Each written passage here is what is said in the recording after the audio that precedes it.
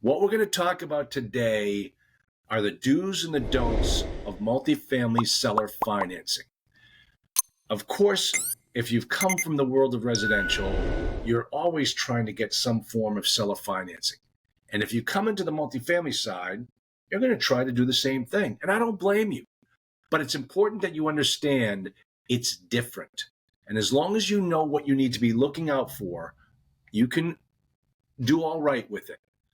But I'm going to tell you the do's and the don'ts of it. But before I do, I want to kind of give you a little bit of an overview.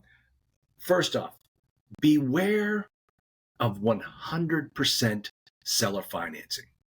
That is a red flag. That is something you should almost run for the hills for, because the reason why the guy is offering 100% seller financing is because that property is so bad he can't get any lender to lend on it. So he's going to be the bank and you're going to be the sucker. So be very leery whenever you see 100% seller financing. It's not always what you think. Also understand, like I mentioned in the beginning, there's a big difference between the residential seller financing and the commercial seller financing or financing. There are things you can do with residential that you just can't do with commercial. Let me give you a perfect example. You hear the concept of taking a property subject to as a residential investor. Yeah, that's fine. There's so many, home mortgages out there that are being possible for the lender to have to track down and monitor any particular due on sale clause violations and try to take the property back. As long as you're paying the mortgage, everything's going to be fine. That's not the case with commercial. With commercial, we know the lender knows exactly who you are. They know where you are. You are signed on that note, and if anything goes wrong, they're going to come and find you. And usually, especially if you're using a local lender, you're going to speak to these local lenders on a 60 to 90-day basis. They want to see your reports. They call up to check to see how you're doing. And if they don't, they get in trouble with their loan committee, their vice president. So on a commercial loan, you're not going to wrap a second around it. You're not going to, you're not going to take it subject to the existing mortgage where you're going to fill the shoes of the current borrower. The thing that you do in a commercial side is you do an assumption. You assume the existing loan, and the bank gets involved in that assumption process. So they're going to give you the thumbs up, the thumbs down. And that's the only way it's going to work on a commercial property. So keep those things in mind when you're getting into the multifamily space and the commercial space, so that you don't get caught in doing something wrong. Just remember, as much as they can ruin your day, the bank is your biggest investor. So you've got to be straight and honest with them and let them know what your business is doing. That's just good advice as you grow your multifamily business. Okay, let's talk about some of the do's of seller financing. All right, the first thing is always ask. Don't ask, you don't get. And here's how you ask. You say to the broker, if you're dealing with a broker, say, is the seller willing to get creative? Write that down, commit it to memory, ask that of the broker when you speak to him, and see what he says. Well, I don't know. You can always ask.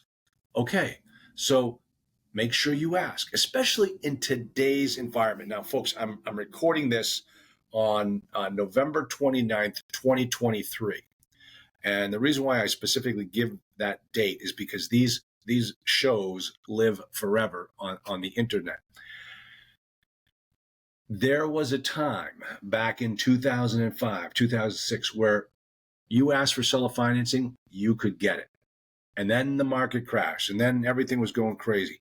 Over the last several years, because the market has been so strong, why would a seller even require seller financing or even offer seller financing? Because No, I'll just wait for the next guy to come along. He's gonna pay me full, and we'll be good. And in that case, when that is the case, and the market is now starting to shift again, we're seeing more and more seller financing hitting the table. So make sure you ask. And also, once you say it to the broker and you say, is the seller willing to get creative? And he says, yeah, go ahead, see what he can get. And you write the offer. Make sure you include how you want that seller financing structured in that letter of intent. And then also make sure, if you're going without a lawyer, which I think you're crazy if you do, you make sure that that seller financing section in the letter of intent gets merged into the purchase and sale agreement, and it becomes part of the document. Because once that purchase and sale agreement gets signed, everything that was discussed in the letter of intent goes away. And if it's not in that purchase and sale agreement, it doesn't exist. Go back and look at the housekeeping provisions of your purchase and sale agreement. There should be a particular provision that we lawyers call it the merger clause, basically saying that, hey, these four corners contain all the elements of our negotiation. If they're not here, they don't exist, because everything before this contract has now been merged into this particular contract. So make sure that you have the wording and the seller financing in there right, because everybody gets very short memories at the closing table. And when you say, hey, what about the seller financing? And they're going to look at you and say, yeah, you didn't put it in the purchase and sale agreement, so we didn't think you wanted it. Oh, yeah, I want it. Well, too late now. You can't have it. Let's close. All right, so keep that in mind. Now, there are a couple of the do's as far as the seller financing goes. I got to go up here to find it. You've got to price the cost of the second debt, the seller debt, into your analysis. Typically, I don't know what we use a couple of different software programs to analyze a deal, but they're usually going to have two sets of mortgages. Mortgage one will be the bank, and then the mortgage two will be the seller. Make sure you always build in that second mortgage if you're doing any form of seller financing, because you want to make sure that it still meets your debt coverage ratio requirements. And listen to what I just said. I said it meets your debt coverage requirements, okay? Debt coverage ratio requirements. I didn't say the banks. The bank will sell you a debt at 1.2. I wouldn't buy it at 1.2.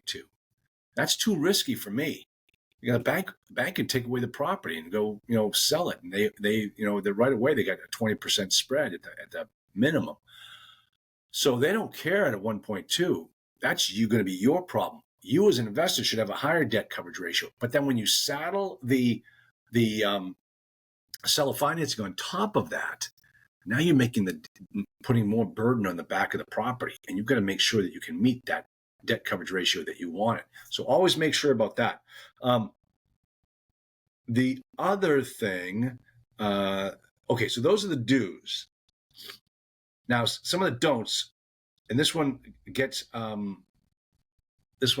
me every time. When you structure the terms of the seller financing, make sure you can live up to the terms. And what I mean by that is, okay, the seller wants an interest rate higher than what I can get from my lender. Okay, he probably thinks it's riskier, but that's not really going to help me. And I'm just looking to get helped here. So I always make sure that the interest rate from the seller is equal to or less than whatever the bank is giving me. Why not? Don't ask, don't get. And here's the other one. Always remember this one. This one is key. The second mortgage or the second debt, the seller debt, has to be coterminous with the first debt. All right. So if you get a 7-year loan from the bank, let's say it's a Fannie Mae lender. First off, you can't refinance that without paying a huge prepayment penalty. So if you structure the second seller's debt to go shorter than that 7-year window, where are you going to get the money? If you get a 5% seller mortgage, where are you going to get that money? You're not allowed to refinance. You're screwed. You're going to have to come up with that money somewhere, or the guy may be able to foreclose on you. All right? So that is something. Make sure if it's a 7-year term, the seller's term is 7 years as well. Or you can say, or upon the first capital event. Capital event could also be construed as a refinancing, and you can pay the guy off there. But you don't want to get a shorter term than what the main mortgage is, because that'll be just that'll be a nightmare for you. Trust me, I know. Okay, so the other thing I want to tell you is how you structure it. Now, the issue is you're probably not going to be able to put a second mortgage on the deal. All right, the banks aren't going to allow a second. And you might be thinking to yourself, well, what's the big deal? I mean, they're in a second position. Why would they care? Here's why they care. They don't want anyone with foreclosure rights behind them on the property. They don't want the property burdened with somebody else having the ability to come in and take it over. Remember, they approved you, and every 60 days they're coming in to make sure you're doing the job. They don't want to have to walk in there one day and find out that you're gone and somebody else is now running the show. That's the reason why you don't call it a second mortgage. So when you're writing it in the letter of intent, the way you're going to write it is seller financing. Get ready for this. Write this down. Seller financing in a form acceptable to the lender. That's all you're going to say. And you're going to have that same language carry over into the purchase and sale agreement. Now, the seller is probably going to look at you and say, well, what does that mean? I mean, why don't we do a second mortgage? Oh, no, my bank won't let me do that. You said yes, you're going to give me seller financing in a form that's acceptable to my lender, but we have to figure out what it is. Well, is it going to be secured by the property? I don't think so.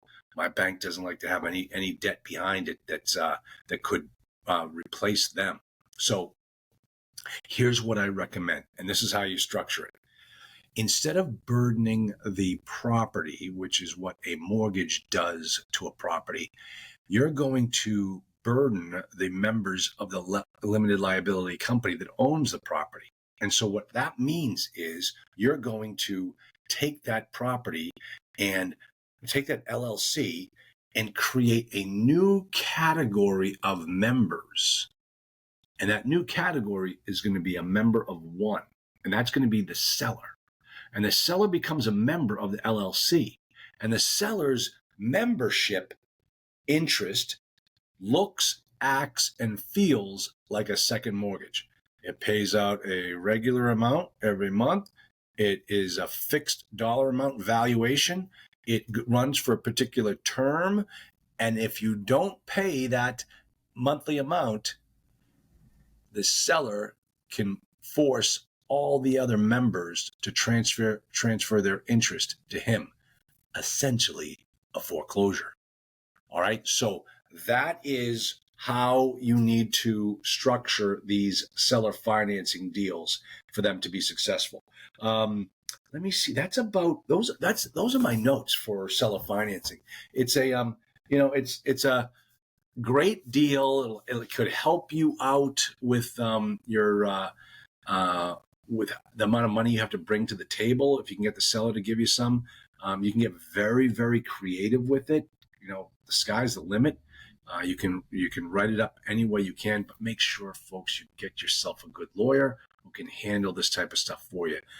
Local lenders are all right. If you're a client of mine, I will work with your local counsel to help you draft this document. If you're with crowdfunding lawyers, those guys know exactly how to do these types of things. It's a good deal. So All right, that is it for tonight. Thanks for tuning into this week's episode, and we'll be back. In fact, you can expect new episodes every week, and sometimes multiple episodes in a particular week.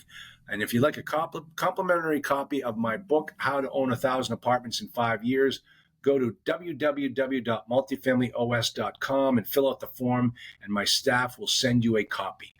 Quick reminder again how you can support my podcast. Click the subscribe button and smash the like button. And if you'd like to check out my YouTube channel, you can check it out at www.youtube.com/multifamily investing, where we do a YouTube live show every Thursday at 3 p.m. Eastern. So take care, everyone. And until next time, remember what your favorite multifamily real estate guru tells you. If you're not making offers, this is nothing more than a very expensive hobby.